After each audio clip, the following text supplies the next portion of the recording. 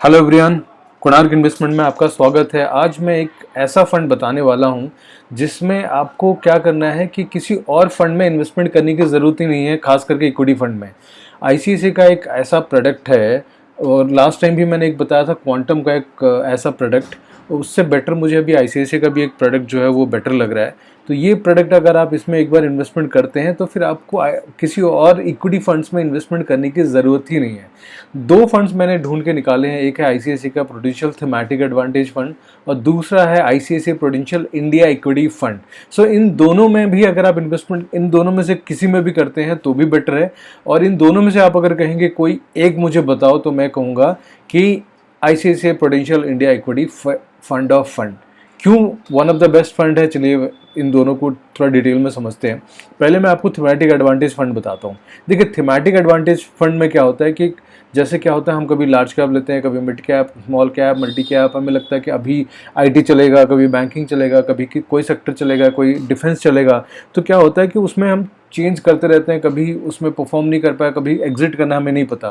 Thematic advantage में क्या होगा, ये जैसे कि आप अंडरलाइन फंड्स देख रहे हैं इसमें, ये देखिए ऑलरेडी इसमें बैंकिंग एंड फाइनेंस लिया हुआ है, अभी 20% है, क्योंकि अभी लग रहा है बैंकिंग एज ए सेक्टर बहुत अच्छा करने वाला है। देन उसके बाद आईटी है, then energy opportunity, then pharma health care, फिर Bharat consumption, FMCG, rural opportunity and equity minimum variance. तो ये क्या करता है, आईसीआईसीआई के अपने फंड्स में ही अंडरलाइन जिस सेक्टर में उसे लगता है कि ये अभी सेक्टर या ये कैटेगरी बहुत अच्छा करेगा, वो उसमें इन्वेस्टमेंट कर देता है। तो आपको एक्टिवली किसी सेक्टर्स में जाने की ज़रूरत नहीं है। इस फंड में अगर आप इन्वेस्टमेंट करते हैं और आपको बाय डिफ़ॉल्ट सारे सेक्टर आईसीआईसीआई खुद ब खुद चेंज करता रहेगा।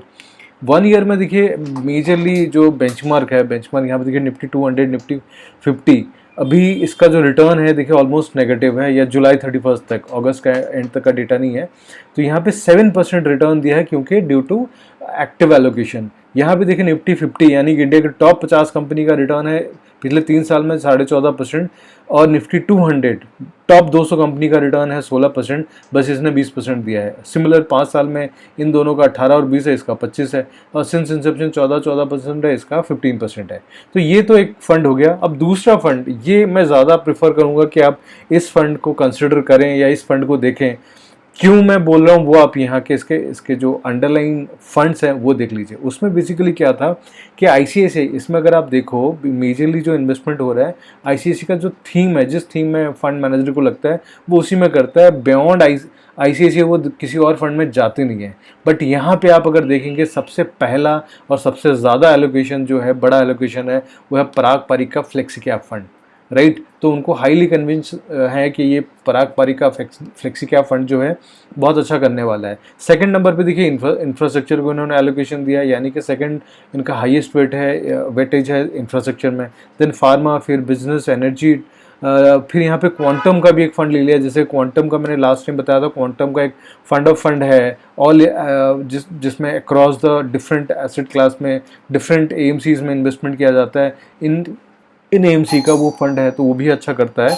तो ये फंड में आप इन्वेस्टमेंट कर सकते हैं, और दैट्स वाई मैं आपको रिकमेंड कर रहा हूँ कि ये फंड जो है आप इसको एक बार देखो।